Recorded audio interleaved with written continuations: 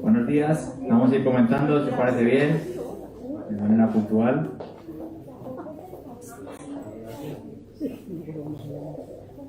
Damos la bienvenida a todos los presenciales, también a los de Facebook y YouTube posteriormente. Y vamos a hacer una oración y comenzamos. Señor, te damos gracias por este tiempo, gracias por tu maravillosa presencia, Señor, que podemos disfrutar libremente, Señor, juntos como tu pueblo, como tu iglesia ahora. Queremos agradecerte que tú nos has regalado un día más de vida, un día más para poder alabarte, para poder exaltarte y entregarte lo mejor de cada uno de nosotros, Señor. En esta mañana pedimos que el Espíritu Santo pueda moverse, podamos disfrutar de ti, Señor, y que juntos podamos alabarte y adorarte, Señor, y luego escuchar de lo que tú tienes para nosotros. En el nombre de Jesús. Amén.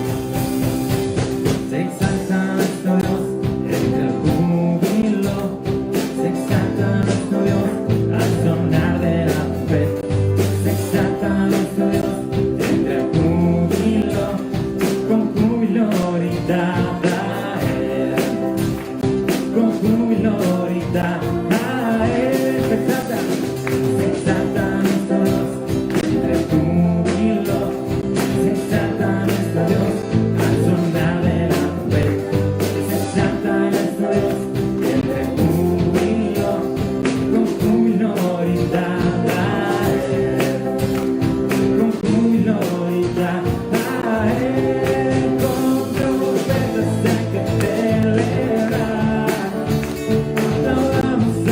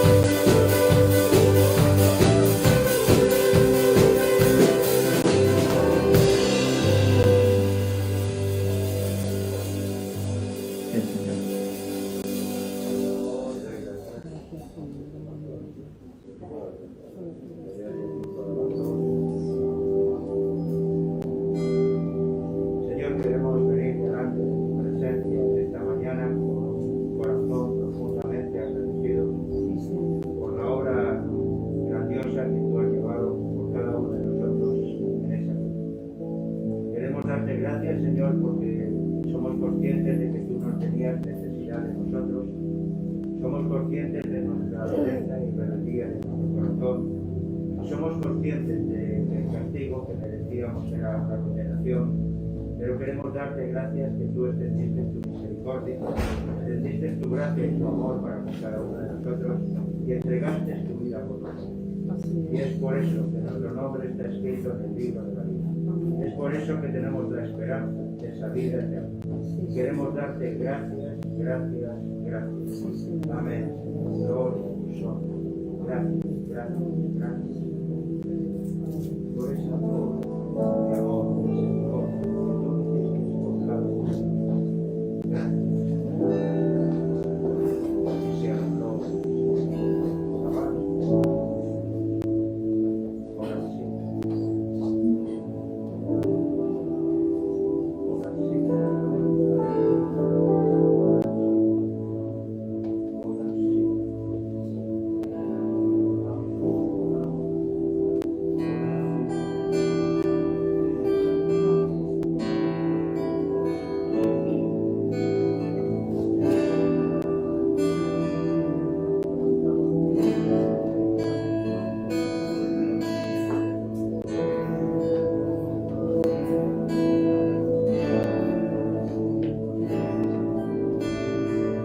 Mi corazón agradecido está por tu bondad, Señor, soy libre de aflicción y tu perdón y conocer en mí una nueva canción desde mi corazón.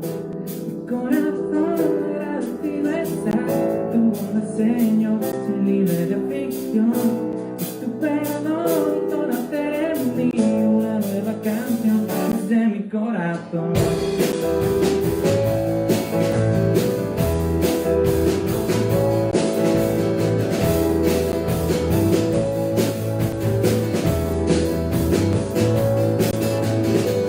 Cuando estaba en angustia, tú me hiciste ensanchar, me llenaste de gozo, me inundaste de paz, mi lamento cambiaste y me hiciste danzar, mi sitio fuiste y ahora puedo cantar.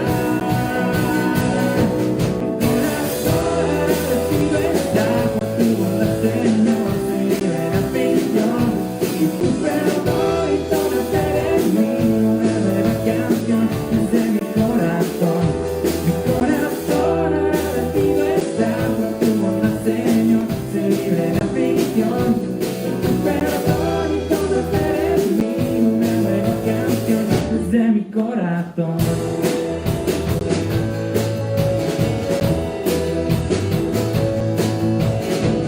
Cuando estaba en angustia, tú me hiciste ensanchar, me llenaste de gozo, me inundaste de paz, mi lamento cambiaste y me hiciste danzar, mi sitio fuiste y ahora puedo cantar.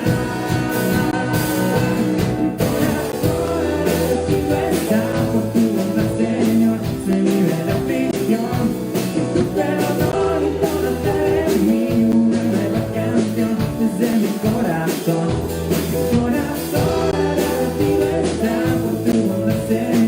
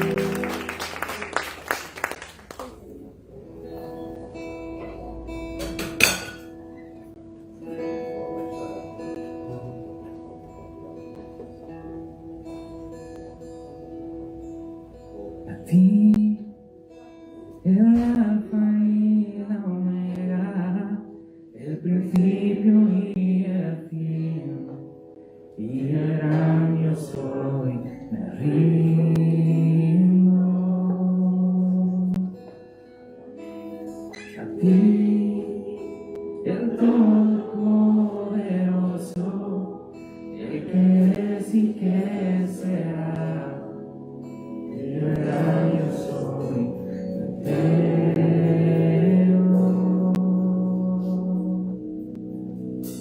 Yo quiero que gobiernes mi vida, me doy en sacrificio a ti.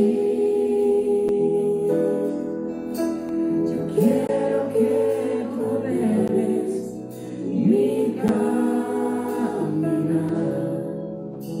que siempre viva en tu voluntad.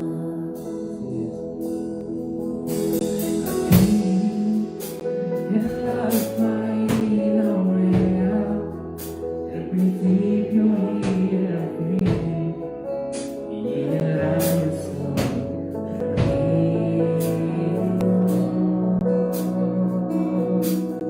a ti, el Todopoderoso, el que es y que será, y el rayo soy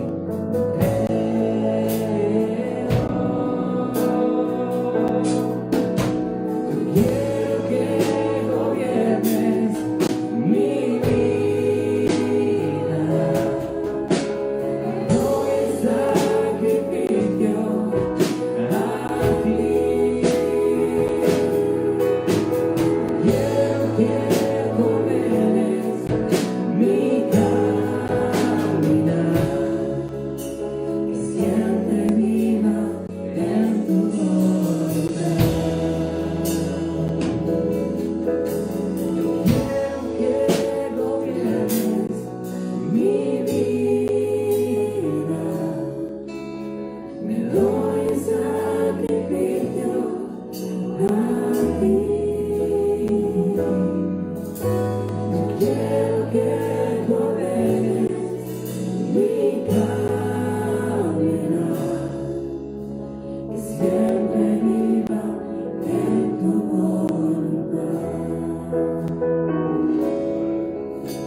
Que siempre viva en tu voluntad. Que siempre viva en tu voluntad.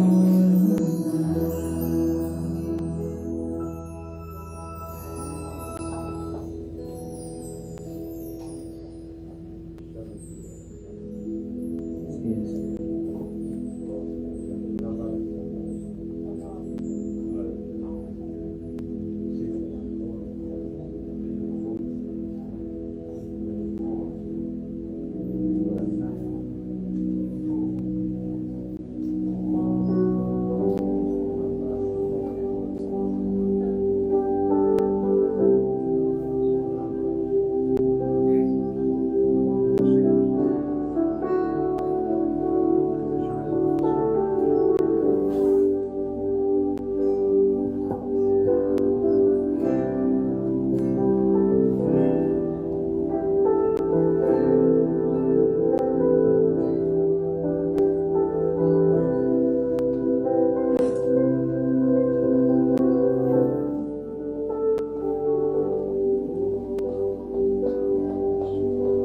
Llena soy mi corazón con tu presencia, llenas de alegría y paz todo mi ser. En cualquier necesidad tú me responderás, porque me amas, me amas. Llena soy mi corazón con tu presencia, llenas de alegría y paz todo mi ser. En cualquier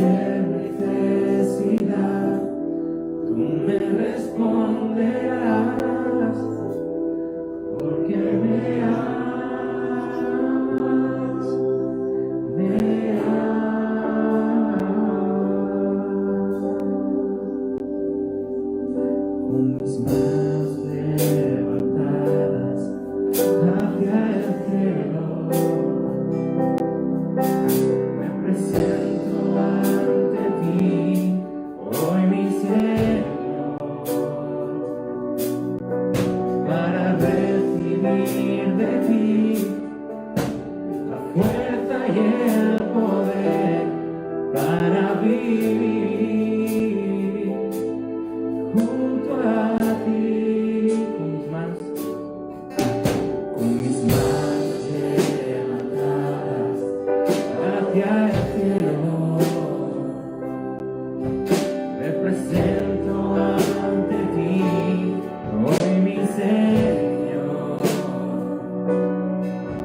para recibir de ti la fuerza y el poder para vivir junto a ti.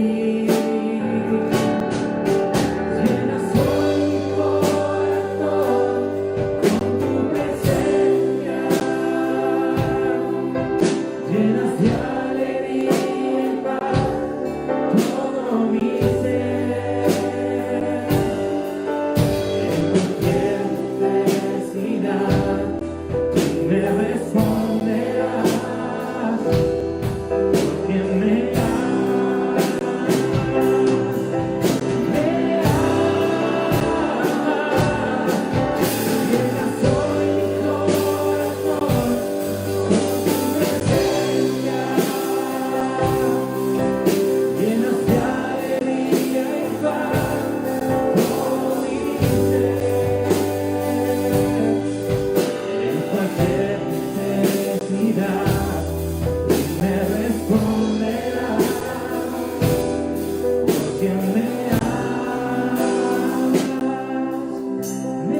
Llenas hoy mi corazón con tu presencia,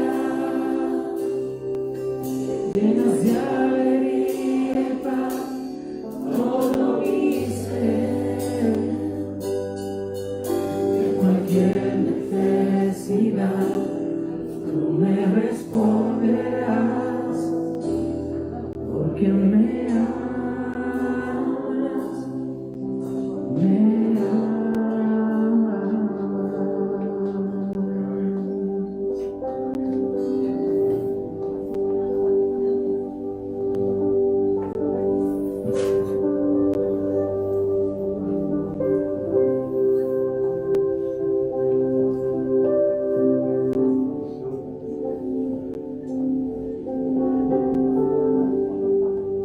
amas, me cualquier necesidad tú me responderás, porque me amas,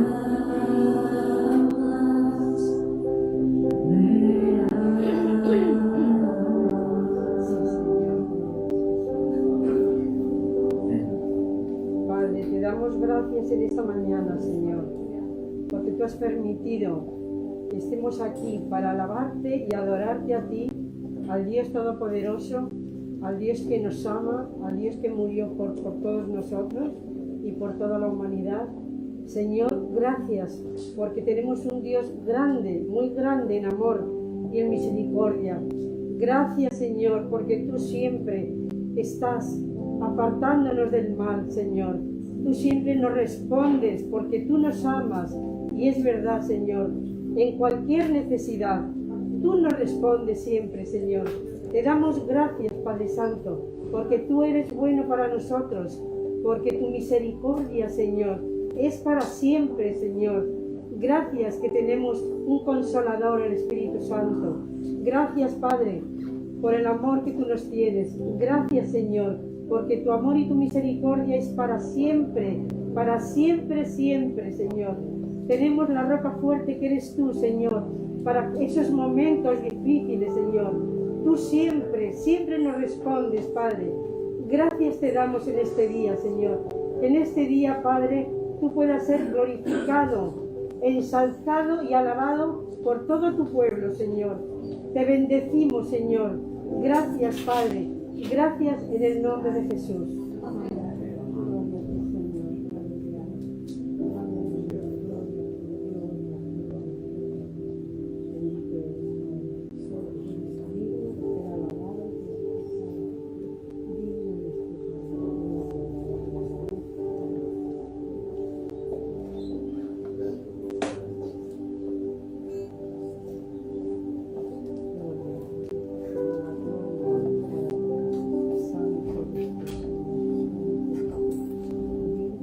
tal y como estamos, voy a pedir que vayan pasando el pan y el vino.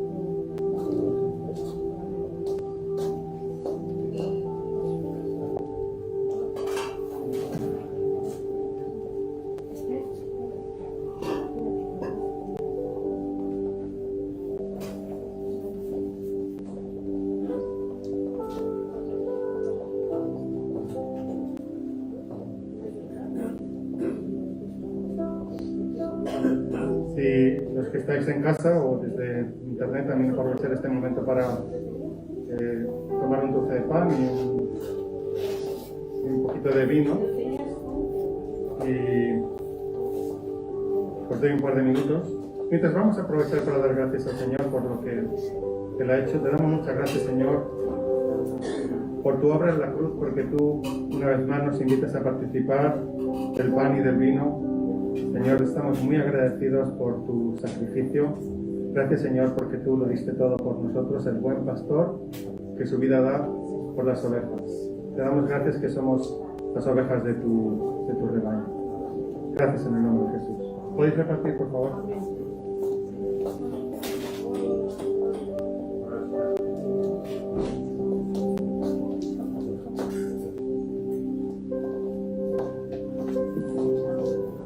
Voy a leer en el libro de Apocalipsis, capítulo 5.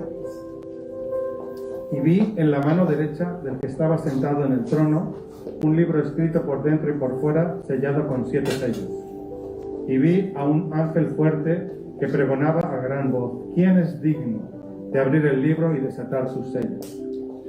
Y ninguno, ni en el cielo ni en la tierra, ni debajo de la tierra, podía abrir el libro ni aún mirarlo. Y lloraba yo mucho, porque no se había hallado a ninguno digno de abrir el libro, ni de leerlo, ni de mirarlo. Y uno de los ancianos me dijo: no llores, he aquí que el león de la tribu de Judá, la raíz de David, ha vencido para abrir el libro y desatar sus 7 sellos. Y miré, y vi que en medio del trono y de los 4 seres vivientes, y en medio de los ancianos, estaba en pie un cordero como inmolado, que tenía 7 cuernos y 7 ojos, los cuales son los 7 espíritus de Dios enviados por toda la tierra. Y vino y tomó el libro de la mano derecha del que estaba sentado en el trono. Y cuando hubo tomado el libro, los 4 seres vivientes y los 24 ancianos se postraron delante del cordero. Todos tenían arpas y copas de oro llenas de incienso, que son las oraciones de los santos. Y cantaban un nuevo cántico diciendo: digno eres de tomar el libro y de abrir sus sellos, porque tú fuiste inmolado y con tu sangre nos has redimido para Dios de todo linaje, lengua y pueblo y nación, y nos has hecho para nuestro Dios reyes y sacerdotes, y reinaremos sobre la tierra. Y miré y oí la voz de muchos ángeles alrededor del trono, y de los seres vivientes y de los ancianos, y su número era millones de millones, que decían a gran voz: el cordero que fue inmolado es digno de tomar el poder, las riquezas, la sabiduría, la fortaleza, la honra, la gloria y la alabanza. Y a todo lo creado que está en el cielo y sobre la tierra y debajo de la tierra y en el mar, y a todas las cosas que en ellos hay, oí decir: al que está sentado en el trono y al cordero sea la alabanza, la honra, la gloria y el poder por los siglos de los siglos.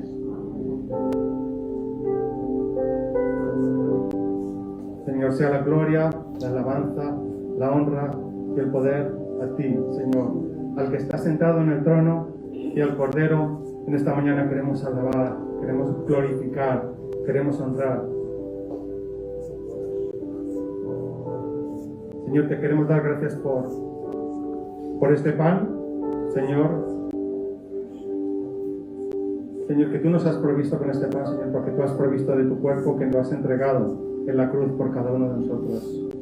Señor, enséñanos cada uno de nosotros a ser y a tomar ejemplo de lo que tú has hecho por nosotros, y también poder nosotros dar nuestra vida por otros. Te damos gracias por todo, en el nombre de Jesús.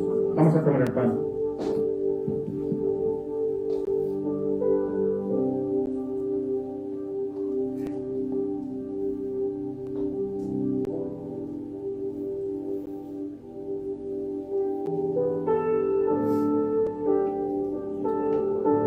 Señor, te damos gracias por esta preciosa sangre que tú derramaste, Señor. Tú eres el precioso Cordero inmolado que es digno. Solo tú eres digno, Señor. Solo tú eres digno, Señor. Solo tú eres santo, Señor. Solo tú eres glorioso. Señor, tú eres el precioso Cordero de Dios que quita el pecado del mundo. Gracias por tu sangre derramada por cada uno de nosotros. Gracias, Señor. Gracias, Jesús, por esta sangre preciosa que nos limpia, que nos santifica, que nos cambia, Señor, que nos salva. Gracias en el nombre de Jesús. Vamos a tomar el vino.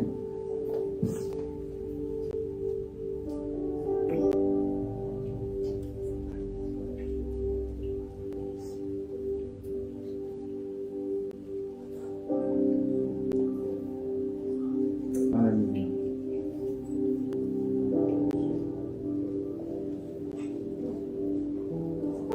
Gracias, Señor. Gracias, Jesús. Amén. Vamos a tomar asiento y seguimos adelante.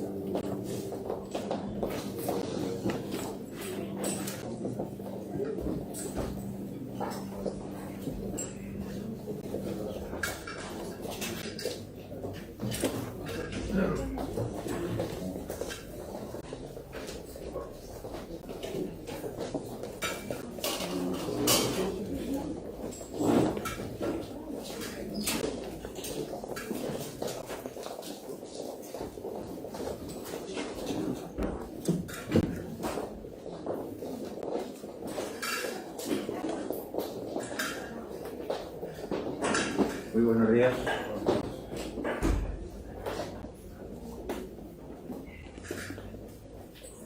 Damos gracias al Señor que nos permite estar en esta mañana pues, en su presencia, poder estar alabando y glorificando su nombre. En esta mañana me gustaría, en el mensaje que he estado preparando, vamos a ver varias cosas, que tiene un mensaje central, pero me gustaría pues, ir recalcando en varias cosas. El domingo pasado nuestra hermana Chelo nos estuvo enseñando en referencia a la inteligencia espiritual. Evidentemente, a la luz de la palabra vemos que hay una inteligencia que es terrenal, vemos que hay otra inteligencia que es diabólica y vemos que hay otra inteligencia que tiene que ver con Dios, una inteligencia que viene de parte de Dios. Y de la inteligencia que nos estaba compartiendo nuestra hermana Chelo, esta inteligencia no nace del esfuerzo personal del propio hombre, ni siquiera de su capacidad o de su talento, sino que es una inteligencia que nace directamente de Dios y solo la podemos encontrar cuando tenemos esa comunión, esa relación con Dios. Como hijos de Dios, como de manera individual y también como pueblo, esta es la inteligencia con la cual tenemos que tomar las decisiones en nuestra vida y con las cuales y también es la inteligencia que tenemos que estar transmitiendo al mundo. Me gustaría que me acompañarais a 1 Corintios, capítulo 2, y vamos a leer desde el versículo 1 hasta el 16. Y en estos pasajes que vamos a leer, vemos con claridad como el apóstol Pablo, hombre realmente muy preparado, muy capacitado. Lo que conocemos de la biografía de Pablo es que era una persona que había sido preparada a los pies de uno de los mejores profesores que en aquel momento había del judaísmo, que era Gamaliel, y él mismo se ve que era una persona bien preparada.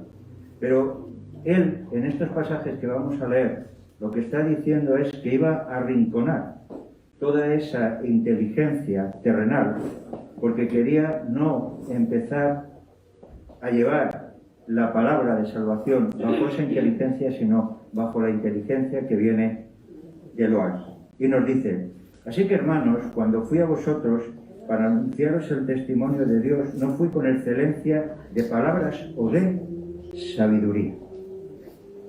Cosas en las que él estaba preparado. Él podía usar tanto la excelencia como la sabiduría. Pues me propuse no saber entre vosotros a cosa alguna, sino a Jesucristo y a este crucificado.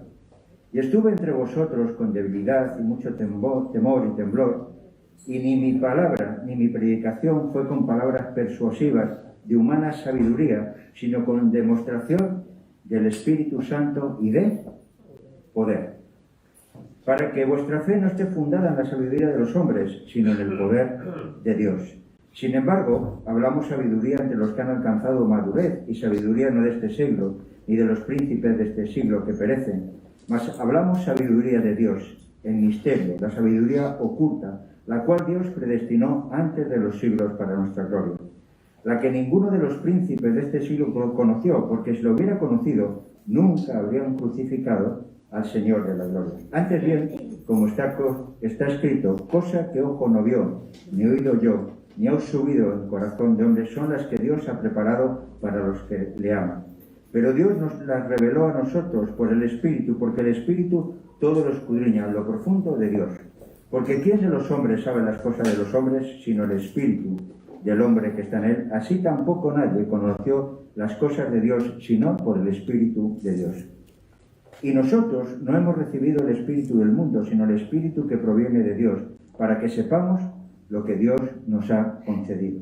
Lo cual también hablamos no con palabras enseñadas por sabiduría humana, sino con la enseñanza del Espíritu, acomodando lo espiritual a lo espiritual. Pero el hombre natural no percibe las cosas que son del Espíritu de Dios, porque para él son locura. Y no las puede entender porque se han de discernir espiritualmente. En cambio, el espiritual juzga todas las cosas, pero él no es juzgado de nadie. Porque ¿quién conoció la mente de Cristo? ¿Quién la instruirá? Mas nosotros tenemos la mente de Cristo. Entonces, en estas palabras que escribe el apóstol Pablo, realmente vamos viendo cómo él está hablando. Una de las cosas es alejarse de ir fundamentando las cosas de Dios bajo la inteligencia o bajo el razonamiento meramente humano. Porque este razonamiento humano, por muy bien que use palabras persuasivas, por muy bien que plantee sus mensajes, al final se va a quedar carente de la llenura del Espíritu Santo y del poder que tiene que respaldar todo lo que tiene que ver con la inteligencia que viene de parte de Dios. Como decía, esta inteligencia espiritual no nace de nuestro propio esfuerzo, sino que viene de Dios. También, como dije el domingo, para tener esta inteligencia espiritual no tiene que ver con la capacidad intelectual que tengamos, porque podríamos estar en desventaja. Sabemos que hay personas que tienen un coeficiente de inteligencia mucho más alto que otros. Entonces podríamos decir que esas personas con un coeficiente de inteligencia más alto estarían en una clara ventaja con arreglo a los que no lo tienen. Pero nada de eso. Realmente, como esta inteligencia viene de parte de Dios, no tiene nada que ver con nuestro coeficiente.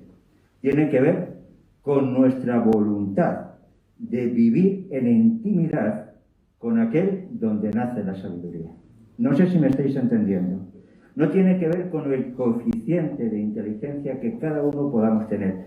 Tiene que ver con nuestro deseo y con nuestras ganas de apegarnos a aquel del que nace la inteligencia.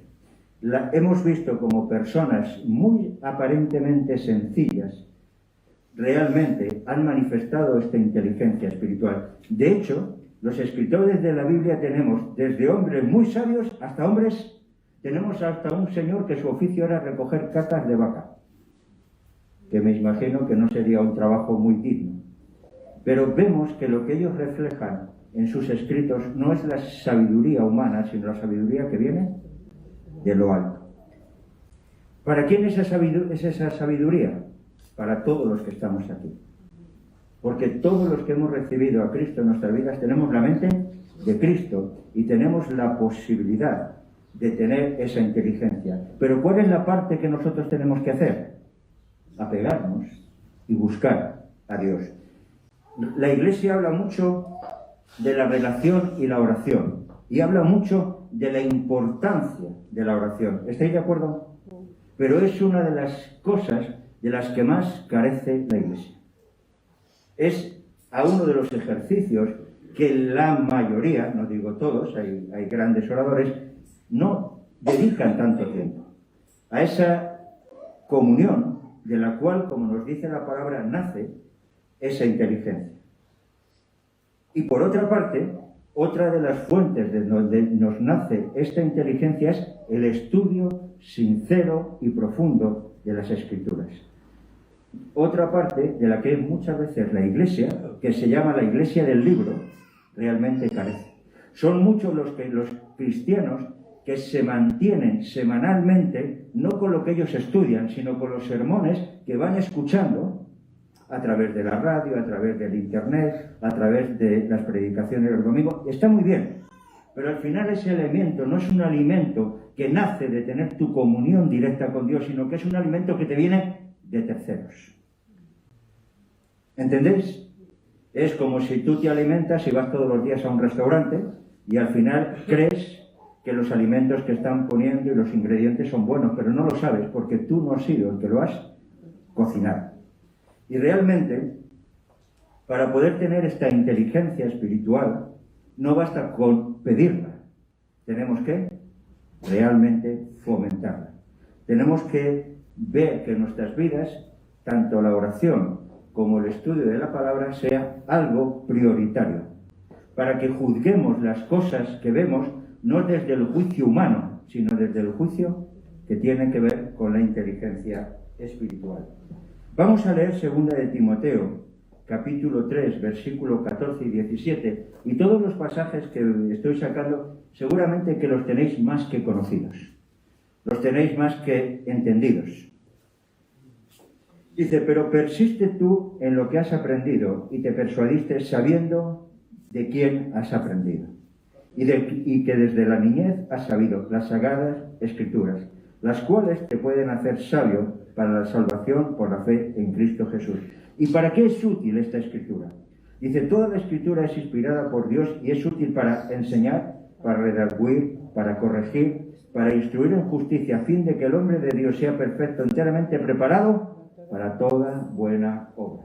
Realmente, muchas veces, disfrutamos en nuestro tiempo de alabanza y de oración, cantamos hermosas canciones. Una de las que cantábamos ahora es, Señor, quiero estar siempre en tu voluntad. Lo hemos cantado hace un rato, ¿verdad? ¿Cuántos estáis convencidos de que Dios quiere que caminemos en su voluntad? Entonces, aquellos que no caminan en su voluntad, ¿dónde está el problema? Vuelvo otra vez a hacer la misma reflexión. Cantamos una canción hermosa, nos ponemos muy espirituales. Señor, quiero caminar en tu voluntad. Y todos los que estáis aquí, la inteligencia espiritual, ¿qué os dice? Que el deseo de Dios es que todos andéis en su voluntad y que nadie se aparte. Entonces, si tú te apartas, ¿dónde está el problema? Así de fácil. No es una cuestión de pedir, es una cuestión de hacer. No es una cuestión solo de cantar, quiero andar en tu voluntad. Es una cuestión de tomar una decisión inteligente espiritualmente cada día. Señor, no me apartaré ni a derechas ni a izquierdas. Vamos a ir siguiendo. Y como decía, el mensaje de hoy pues tenía, esta es una de las primeras partes, ¿no? Esa inteligencia espiritual nace de Dios. Y para que podamos adquirirla y podamos tenerla, tenemos que tener esa comunión estrecha con Dios. También me gustaría en esta mañana enseñar sobre la Gran Comisión. Todos los presentes hemos escuchado y hemos oído de la Gran Comisión. Sabemos, a ciencia cierta, que uno de los grandes propósitos que la Iglesia tiene para estar presente todavía aquí en la tierra es para ser la luz y ser mensajera de las buenas nuevas. No está para que tengamos una vida cómoda, no está para que más o menos los hijos y las hijas de Dios pues gocen de salud, gocen de una economía estable, y así podríamos ir añadiendo cosas. Porque todas esas cosas las tendremos por triplicado, cuadriplicado cuando estemos en la presencia del Señor. Estamos convencidos que todos aquellos que se han ido a la presencia del Señor disfrutan de cosas que nosotros aquí nunca vamos a poder disfrutar. Por eso, el único propósito que la Iglesia tiene de que todavía al día de hoy esté aquí es para que seamos luz en medio de tanta y tanta tiniebla. No hace falta que os diga que si estáis atentos a las noticias, cada vez estamos viviendo en medio de un mundo más endemoniado. Yo siempre ya le digo últimamente pues a mi esposa, a mis hijos, mira, si alguien te hace una pifia de tráfico, no pites ni no digas nada, porque puede haber un loco que salga y te pegue 2 tiros. Porque cada vez vemos que la gente está más lógico. El hombre se ha jactado cada vez más de separarse de Dios. Y yo siempre he dicho que el hombre con Dios es el ser creado más hermoso. Pero apartado de Dios se convierte en la peor de las bestias. Porque lo único que le dirige ya no es el Espíritu de Dios, sino es el espíritu diabólico. Entonces, en este sentido, me gustaría que leyéramos, en 2 de Timoteo, capítulo 4, versículo del 1 al 5.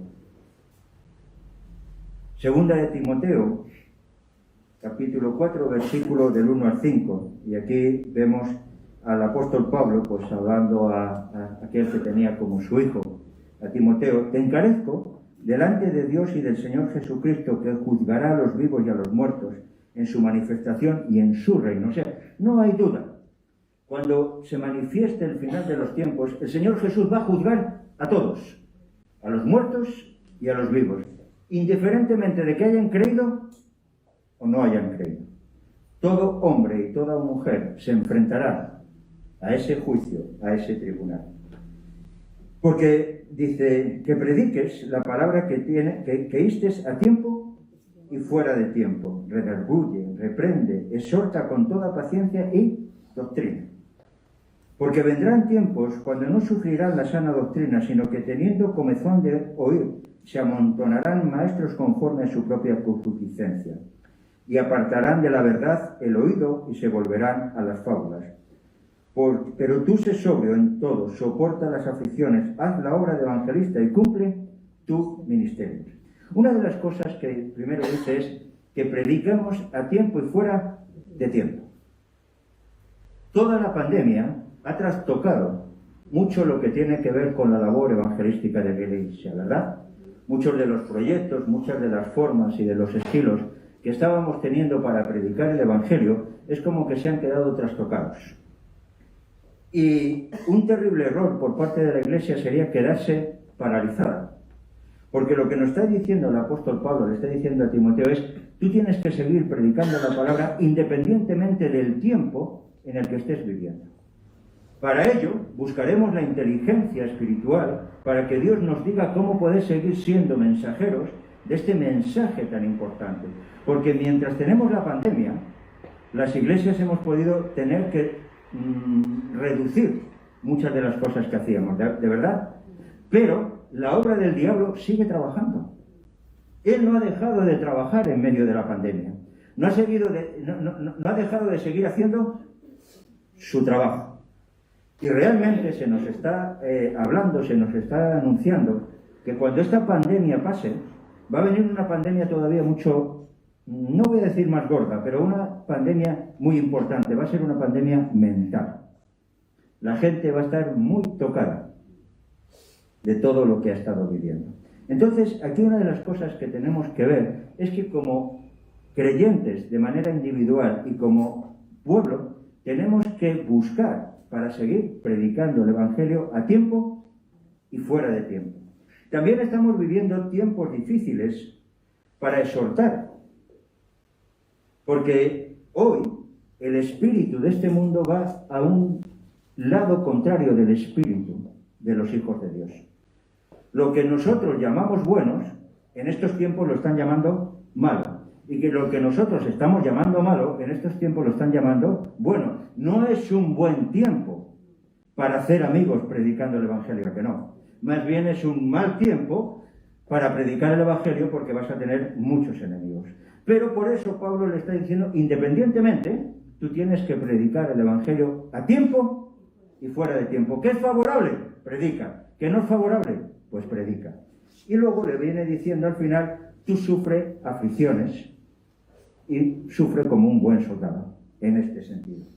Y por otra parte que vemos en este pasaje es porque vendrán tiempo cuando no sufrirán la sana doctrina, no querrán escuchar la sana doctrina, pero sí querrán escuchar doctrinas que tengan que ver con alimentar su propia concupiscencia. ¿Y qué es esto? ¿Qué quiere decir esta palabreja? Cuando busqué en el diccionario, quiere decir deseo de bienes terrenales. ¿No estamos viviendo en medio de una sociedad que desea los bienes? Que su mayor objetivo es los bienes, el confort, y también dice, y en especial apetito desordenado de placeres deshonestos. Y estamos viviendo en estos tiempos.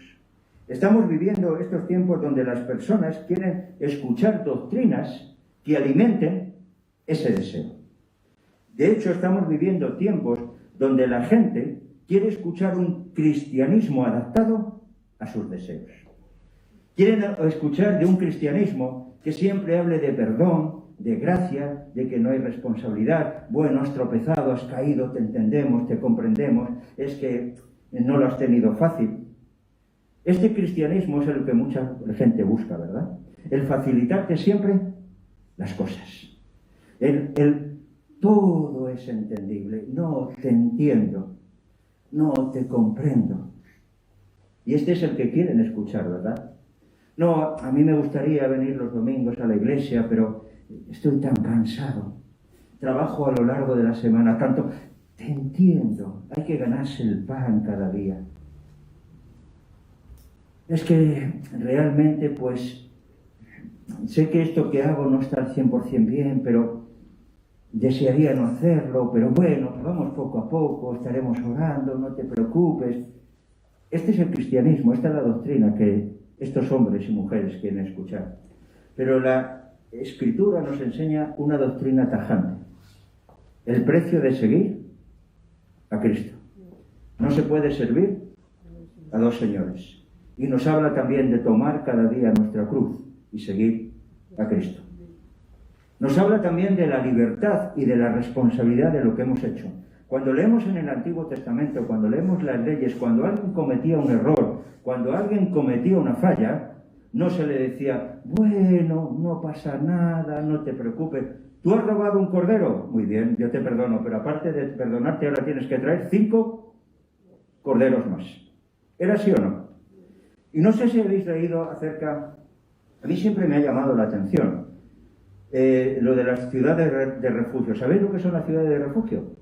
Bueno, era por si alguien mataba a alguien, pues tenía que refugiarse ahí y esconderse para que el vengador del familiar no lo buscara y lo matara. Porque de alguna manera parecía como que muerte tenía que ser pagada con otra muerte. Pero ¿quién se podía esconder en esas ciudades de refugio? ¿Los asesinos? No. Entonces solo se podían esconder aquellos que accidentalmente, sin intención, habían matado a esa persona. Bueno, ¿y cuánto tiempo tenían que estar en esa ciudad? Imaginaros ahora vuestras vidas normales, ¿vale? Y sin querer, vais con el coche, atropelláis a una persona y la matáis. ¿Cuánta culpa tenéis de eso? ¿Tenéis mucha culpa? ¿Ha sido el qué? Un accidente. Eso en algo va a cambiar tu vida, porque te va a quedar pues el dolor, el trauma de que accidentalmente has matado a una persona. Pero bueno, pero ya está. Pero esta gente lo que tenía que hacer es irse a esa ciudad de refugio, dejar todo y quedarse allí hasta que muriera el sumo sacerdote. Que eso podía ser al día siguiente, podía ser. Pero no había sido un accidente. ¿Por qué tenían que llevar a cabo esa cuestión? ¿Qué quiero decir con esto? Que muchas veces estamos acostumbrándonos a ser permisibles con el pecado y a intentar buscar psicológicamente que en el fondo la persona ha caído, ha pecado, ay, pobrecita, pero no es culpable. Sí, es culpable. El hombre es culpable de su pecado. Y la mayoría de las veces el hombre cuando está pecando sabe que está pecando. Luego podemos apoyarle, podemos orar, podemos hacer todas las cosas, pero una de las primeras cosas que tiene que hacer es arrepentirse genuina y sinceramente. Bueno, siguiendo con esto, vemos el mandato de Jesús a su iglesia de llevar a cabo la gran comisión. Y en esta gran comisión vamos a ver Marcos capítulo 16, versículos del 14 hasta el 18. Finalmente se apareció a los 11 mismos, estando ellos sentados en la mesa, y les reprochó su incredulidad y dureza de corazón, porque no habían creído a los que habían visto resucitado. Y él les dijo: id por todo el mundo y predicad el evangelio a toda criatura. El que creyere y fuera bautizado será salvo, mas el que no creyera será condenado. Y estas señales seguirán a los que creen en mi nombre: echarán fuera demonios, hablarán nuevas lenguas, tomarán en las manos serpientes, y si bebieran cosa mortífera no les hará daño. Sobre los enfermos pondrán sus manos y sanarán. Es un llamado a predicar este evangelio a todas las personas, independientemente de raza, nación, religión, clase social, etc. Y es un llamado de que no somos nosotros los que elegimos a quién les llevamos este mensaje, sino que es un mandato de parte de nuestro Señor Jesús de que tenemos que predicar a toda criatura. ¿Y por qué tenemos que predicar a toda criatura? Porque todos los hombres comparten la misma condición espiritual. ¿Cuántos conocéis de manera personal o de alguna manera cercana a buenas personas? ¿Conocéis a buenas personas? ¿Conocéis a buenas personas de otras religiones? Los conocéis, ¿verdad? Pero ¿eso les va a librar de la condenación? Vamos a leer, antes de seguir haciendo esta reflexión, en Romanos capítulo 3, versículos del 21 al 24. Pero ahora, aparte de la ley, se ha manifestado la justicia de Dios, testificada por la ley y los profetas. La justicia de Dios por medio de la fe en Cristo Jesús, para todos los que en Él creen, porque no hay diferencia, por cuanto todos pecaron y están destituidos de la gloria de Dios, siendo justificados gratuitamente por su gracia mediante la redención que es en Cristo Jesús. Todos los hombres han pecado. Piensa en familiares que tienes a los cuales quieres y aprecias. ¿Tienes unos cuantos? Muchos de ellos son buenas personas. ¿Pero cuál es su condición espiritual si no han recibido a Cristo? Hay necesidad de predicarles, ¿verdad? Porque esa es la condición. No, aquí en España se escuchaba mucho antes a personas decir: yo me he ganado el cielo por soportar tal cosa o por estar cuidando de tal persona. Pero quiero que sepáis que esos amigos de la universidad, que esos amigos del trabajo, que esos familiares, que esos vecinos, que pueden ser buenos vecinos, que pueden ser buenos compañeros de universidad, que pueden ser todo lo que quieran, si hoy el Señor viene a llamarles, están condenados. Y ninguna de las cosas buenas que ellos hayan hecho les va a servir delante de ese tribunal. La única forma que el hombre se puede librar del castigo eterno es a través de la aceptación de la obra en Cristo Jesús. Nos dice la Escritura: porque no hay otro nombre dado a los hombres en el cual podamos ser salvos, sino solo en Cristo Jesús. ¿Cuántas religiones hay? Millones. Pero solo hay un camino para llegar a la salvación, y este se llama Cristo Jesús. No estoy diciendo que sea la iglesia evangélica, no estoy diciendo que sea el pentecostalismo, no estoy diciendo que sean los bautistas. Lo que estoy diciendo es que el único camino para poder ser salvo es a través de Cristo Jesús. Sé que es un mensaje duro, porque hay mucha gente que es muy religiosa y que hace muchos sacrificios y hace muy buena obra.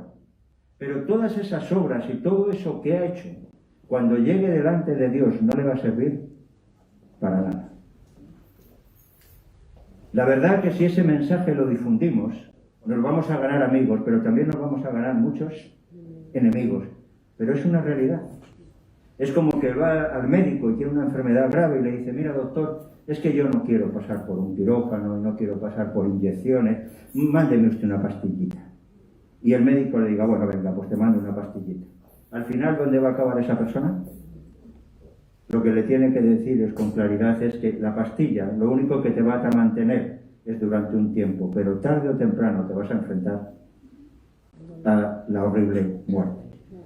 En este sentido, la condición espiritual que comparten todos los hombres, independientemente de la nación donde hayan nacido, o la clase social, es que estamos condenados por nuestros delitos y por nuestros pecados. Y solo podemos ser libertados a través de recibir a Cristo. Este es el mensaje que tenemos que estar repitiendo día a día. Está muy bien la obra social, fenomenal. Está muy bien dar de comer al necesitado, es un mandato bíblico. Está muy bien hacer gabinetes de consejería pastoral, de psicología, está muy bien. Pero la mayor necesidad que tiene el hombre es que si muere sin Cristo, va condenado para toda la eternidad. También vemos, o vamos a leer otro mensaje, o otro pasaje que tiene que ver con la Gran Comisión, y que es parecido, pero añade un matiz diferente. Añade algo que tenemos que tener muy claro, porque la cuestión no es predicar para que la gente solo se convierta y sean creyentes, porque nos dice la Escritura que aún los diablos creen y tiemblan. Yo siempre digo que los diablos también son creyentes, porque así nos lo deja ver claramente la Escritura. No hay ningún mérito en creer, porque realmente los enemigos de Cristo también creen. Cuando los diablos se veían frente a frente con Cristo, ¿qué hacían? Inclinaban su rodilla, porque se daban cuenta que estaban delante del soberano. Tenían muy claro quién era. Pero una cosa es creer y otra cosa es vivir conforme los mandatos de aquel en el que crees. Y nos dice en la Escritura, en Mateo 28, versículo del 18 al 20. Así que lo que decía, muchas veces se hacen grandes campañas evangelísticas. Yo siempre recordaré cuando proyectamos la película La Pasión de Cristo. El cine a rebosar. Gracias a Dios no había pandemia y de una manera generosa y al mismo tiempo un poquito atrevida, el jefe de sala pues nos concedió que entrara alguien más de lo que podía. El cine estaba a rebosar. Después de la película y de haber traumatizado, entre comillas, a todos los fueron a ver la película porque era una película durísima, emocionalmente durísima, se hizo un mensaje, se hizo una predicación y más de 80 personas entregaron su vida a Cristo. ¿Fue un éxito? ¿Qué pensáis? Yo sé que es una pregunta con trampa, ya me vais conociendo, ¿verdad? ¿Fue un éxito? Sí, en un sentido, predicamos el Evangelio. Fue un éxito porque llevamos a cabo un mensaje. Fue un éxito porque fue un mensaje que llevamos unidos como iglesia. Pero ¿sabéis cuánto de esos 80 siguieron y llegaron a bautizarse? Solo 2. 2 que ya habían sido evangelizados por alguien y casi los tenían. Entonces, cuando vemos estas campañas masivas y de repente decimos, se han convertido 1.500, se han convertido 300, se han convertido 500, ¡gloria a Dios! Bueno, entre comillas. Es un buen principio, pero simplemente es, ahora hay que dar el siguiente paso. Que el siguiente paso está en el capítulo, o sea, está en el pasaje que vamos a leer en este momento. Mateo capítulo 28, versículos del 18 al 20, que esto sí que lleva mucho trabajo. Porque ir y predicar el Evangelio, organizar una campaña, organizar una proyección de película, lleva mucho trabajo, pero al fin y al cabo es un trabajo puntual. Lo haces, lo realizas, organizas, planificas, y es más, hasta te puede gustar, porque realmente tiene su encanto. Luego ya termina y dices, bueno, pues qué bien ha salido todo, qué bonito, pues hemos visto a la gente emocionada, hemos visto a la gente levantando su mano, qué satisfacción. Pero la parte más difícil viene en lo que tiene que ver con el mandato que nos da en este capítulo 28. Nos dice, y Jesús se acercó y les habló diciendo, toda potestad me es dada en el cielo y en la tierra. Por tanto, id y hacer creyentes a todas las naciones. No, creyentes no. Discípulos, bautizándoles en el nombre del Padre y del Hijo y del Espíritu Santo, enseñándoles que guarden todas las cosas que os mando. He aquí yo estoy con vosotros todos los días hasta el fin del mundo. Este es el pasaje que quiero destacar. No está hablando de hacer creyentes, está hablando de hacer discípulos. Hacer discípulos es muy trabajoso. Conlleva tiempo, tiempo y tiempo. Yo no sé si en las iglesias hay más discípulos o creyentes. ¿Qué pensáis?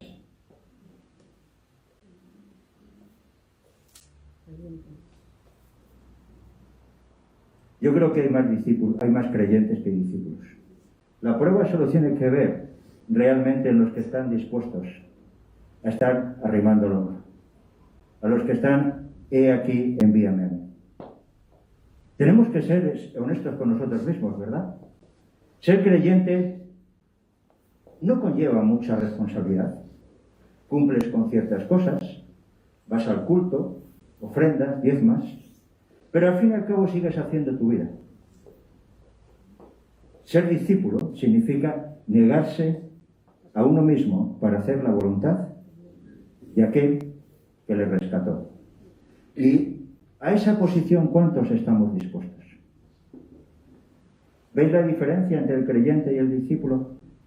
El creyente cree, pero escoge y decide qué quiere hacer con su vida. El discípulo simplemente es un esclavo de su amo, que él ordena y él simplemente cumple. Mirad, si las iglesias hubiera más discípulos que creyentes, ya habríamos trastornado el mundo. La iglesia primitiva trastornó el mundo, ¿sabéis por qué? Porque había más discípulos que creyentes. ¿Sabéis cómo eran los discípulos de la iglesia del primer siglo a la que tanto admiráis y tanto amáis? Eran los que morían en los circos romanos. Eran los que eran llevados a las cárceles. ¿Sabéis dónde están las iglesias hoy donde tienen más discípulos que creyentes? En Irak, en Corea del Norte, en Nigeria. ¿Sabéis? Allí ser discípulo, allí un creyente no puede ser un creyente, porque allí ser un discípulo conlleva entregar tu vida, sufrir persecuciones. Leed los boletines de Puertas Abiertas y lo veréis. ¿Creéis que en esas iglesias qué hay? ¿Más discípulos o creyentes? Estamos de acuerdo, ¿verdad? Por eso es una iglesia que, aunque es muy perseguida, también hay mucha manifestación de poder. Pero en los países acomodados, como el nuestro, hay más creyentes que discípulos. Y tenemos que preguntarnos cada día nosotros mismos, ¿yo qué soy? ¿Un creyente o un discípulo? ¿Quién es el discípulo? Aquel que quiere imitar a su maestro, aquel que quiere vivir y seguir los pasos de su maestro. ¿Quién es un creyente? Aquel que más o menos le gusta algunas cosas, pero decide él otras cosas. Como decía, el mandato es enseñándoles que guarden todas las cosas que yo os he enseñado. Y aquí me gustaría hacer hincapié, porque en esta parte debemos ser cuidadosos con lo que enseñamos, porque Jesús hizo hincapié que los discípulos se les enseñase las cosas que Él enseñó que guardaran, y no las que nosotros creemos que se deben guardar. Voy a leer ahora un pasaje que tiene que ver con los maestros, con los fariseos, con los levitas del tiempo de Jesús, y que Él les llamó la atención. Vamos a Mateo capítulo 15, versículo del 1 al 9. Entonces se acercaron a Jesús ciertos escribas y fariseos de Jerusalén, diciendo: ¿por qué tus discípulos quebrantan la tradición de los ancianos? ¿Y por qué no se lavan las manos cuando comen pan? ¡Oh, qué terrible pecado están haciendo tus discípulos! Están yendo contra la tradición de los ancianos. ¿Cómo se atreve a comer sin lavarse las manos? Y ahora vamos a ver la respuesta del Señor Jesús. Respondiendo él les dijo: ¿por qué también vosotros quebrantáis el mandamiento de Dios por vuestra tradición? Porque Dios mandó diciendo: honra a tu padre y a tu madre, y el que maldiga al padre o la madre muera irremisiblemente. Madre mía, si esto se siguiera llevando a cabo, no nos quedarían casi jóvenes. Pero vosotros decís: cualquiera que diga a su padre o a su madre, es mi ofrenda a Dios, todo aquello con que pudiera ayudarte, ya no ha de honrar a su padre o a su madre. Habéis invalidado el mandamiento de Dios con vuestras propias tradiciones. Hipócritas, bien profetizó de vosotros Isaías cuando dijo: este pueblo de labios me honra, mas su corazón está bastante lejos de mí. Pues en vano me honran, enseñando como doctrina mandamientos de hombres. Hermanos, tenemos que revisar nuestra doctrina. Tenemos que revisar nuestros valores a diario. No vaya a ser que nos esté pasando muchas veces como a estos personajes, que hemos ido poniendo mandamientos de hombres como si fueran mandamientos de Dios. Y hemos empezado a enjuiciar como si fuera de parte de Dios lo que no tiene que ver con parte de Dios, sino que tiene que ver con nuestros propios valores y nuestro propio entendimiento. Está claro que cada uno de nosotros hemos sido criados en una familia, ¿verdad? Y esa familia tenía unos valores. Hemos sido creados en una nación que tiene unos valores. Y muchas veces podemos, inconsciente o conscientemente, poner esa tradición como si fueran valores del reino que no tienen nada que ver con valores del reino, sino que tienen que ver con nuestros propios valores. Por eso, cuando vienen los discípulos, los nuevos creyentes, tenemos que ser muy conscientes de qué les estamos enseñando. Yo siempre recordaré un seminario que estaba haciendo y era de una ideología dentro de la rama evangélica, no lo voy a decir, porque además estamos... Y decía: ¿por qué somos de esta ideología? Y yo fui y le dije: me voy a saltar esta asignatura. Porque es que personalmente me da igual por qué soy de esta ideología. Yo quiero estudiar lo que tiene que ver con la doctrina. Que luego vosotros queréis ser, pues muy bien. Pero realmente está así, y no la hice. No la hice porque tenía que ver con lo que ellos querían ser. Pero no tenían que ver con los mandamientos de Dios, tenían que ver con su propio entendimiento. Entonces tenemos que ser muy cuidadosos a la hora de lo que transmitimos, que no sea sabiduría o palabras persuasivas o valores de hombres, sino que tenemos que transmitir los valores de los mandamientos de Dios. Para ir terminando,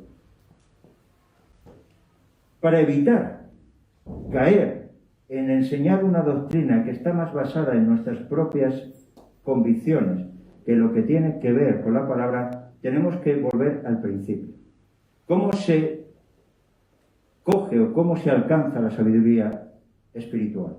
Teniendo una cercanía y una intimidad profunda con Dios. Para poder vivir en la verdadera doctrina, para poder tener muy claro que lo que estamos enseñando no son mandamientos de hombres, sino que son mandamientos de Dios, tenemos que tener una comunión muy estrecha con Dios. Tenemos que pasar tiempo en soledad con Él, preguntándole cosas. Señor, ¿esto que hago está bien? ¿Esto que pienso es adecuado? ¿Estás de acuerdo con esto? ¿Te parece bien lo que estoy haciendo?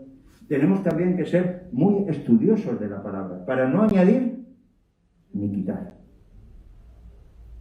Porque ¿cuántos lleváis muchos años en Cristo? Cuando yo me convertí, lo he dicho varias veces, lo voy a decir otra vez. Cuando yo me convertí, si te casabas, casi era pecado poner baile en tu boda. Yo me quedé sin baile y sin camas. Ahora, las últimas bodas que vamos, nos pegamos unos bailoteos. Y digo yo, ¿por qué me quedé yo sin baile? Y la pregunta es, ¿hice yo lo correcto y ahora están pecando los que ponen baile? ¿O yo fui más tonto que todos ellos? ¿Qué pensáis? ¿De dónde venía esa doctrina? ¿Nos parece? Porque si cuando yo me casé, hace ya algún tiempo, en el siglo XX, si cuando yo me casé el baile era pecado, ¿por qué después dejó de ser pecado? ¿Veis cómo sin darnos cuenta ponemos mandamientos de hombres? Quiero que sepáis que tanto Ana como yo lo hicimos con mucha satisfacción, porque profundamente creíamos en ello y teníamos muy claro que no íbamos a ofender a Dios. Pero la pregunta es que Dios a lo mejor nos miraba y decía, pobrecitos, con lo que habríais disfrutado con un baile, y ahí están un poquito sosos. ¿Veis cómo podemos ir introduciendo doctrinas de hombres? Por eso tenemos que estudiar las Escrituras, hermanos. Está muy bien todo lo que sale por internet, está muy bien lo que se predica desde los púlpitos los domingos, está muy bien todas esas cosas, pero tenemos que alimentarnos de manera muy personal para no caer en doctrinas de hombres, porque esos grandes predicadores, nosotros mismos, cuando usamos este micrófono sin querer, la mayoría de las veces inconscientemente, podemos introducir doctrinas que más que de la Biblia pueden ser un poco nuestras. Y tenemos que aprender a discernirlas. Tenemos que aprender a descubrirlas, porque no solo tenemos la responsabilidad de vivir nosotros conforme a ellas, sino tenemos luego la responsabilidad de enseñárselas a los nuevos creyentes. Así que para terminar, que el Señor nos ayude a ser un pueblo que cumple con el mandato de la Gran Comisión y a transmitir a los nuevos creyentes, no mandamientos de hombre, sino a enseñarles lo que Jesús enseñó. Simple y llanamente. Vamos a orar. Señor, queremos darte a ti toda la gloria, toda la honra, toda la alabanza y toda la adoración. Y también, Señor, queremos, como hemos estado haciendo a lo largo de este culto y en el tiempo de alabanza, darte muchas gracias por la obra redentora que tú llevaste a cabo en la cruz del Calvario por cada uno de nosotros. Señor, somos conscientes que estamos delante de tu presencia no por nuestros méritos, sino por tu gracia. Somos conscientes de que podemos discernir y entender, no por nuestra capacidad y por nuestra inteligencia, sino por tu revelación. Queremos darte muchas gracias, porque tú, siendo el Supremo, vienes a relacionarte con alguien tan pequeño como nosotros. Estamos profundamente agradecidos, Señor, porque aun en medio de estos tiempos tú pones esperanza en nuestros corazones, porque tú nos has revelado cuál es el final, cuál es nuestro final. Te damos muchas gracias. Señor, y como habíamos escuchado en el domingo pasado y también un poco en este, ayúdanos, pon en nosotros el querer como el hacer, para anhelar, buscar esa inteligencia espiritual, para que anhelemos esa revelación que viene de ti, Espíritu Santo, y que tú puedas cada día enseñarnos para que nosotros caminemos no en nuestra propia valoración o nuestra propia inteligencia, sino en esa inteligencia que es superior, que es la que viene de ti. Señor, y también queremos rogarte una vez más que tú nos fortalezcas, que tú nos des entendimiento para en medio de estos tiempos seguir llevando a cabo la labor de la Gran Comisión. Que realmente, Señor, tú pues levantes en medio de nosotros hombres y mujeres con ideas claras de cómo poder seguir llevando a cabo esa labor. Y también que de manera individual cada uno de nosotros no perdamos la oportunidad de hacer obra de evangelista. Señor, a diario nos cruzamos con personas, hablamos, pues ayúdanos a poder llevar a cabo esa labor de evangelismo. Y también, Señor, queremos rogarte que tú nos ayudes a transmitir, a enseñar, no valores que tienen que ver con valores personales nuestros o valores que tienen que ver con la congregación a la que estamos, sino con valores que vienen de ti. Señor, que realmente tú nos concedas hijos espirituales, pero que al mismo tiempo los que le estemos transmitiendo sean tus enseñanzas, para que ellos no estén fundamentados en la inteligencia del hombre, sino estén fundamentados en los valores del reino. Señor, queremos darte gracias por todo esto, porque sabemos que en ti está la voluntad de querer llevarlo a cabo. Te damos gracias y lo hacemos en el nombre de Cristo Jesús. Amén, Señor.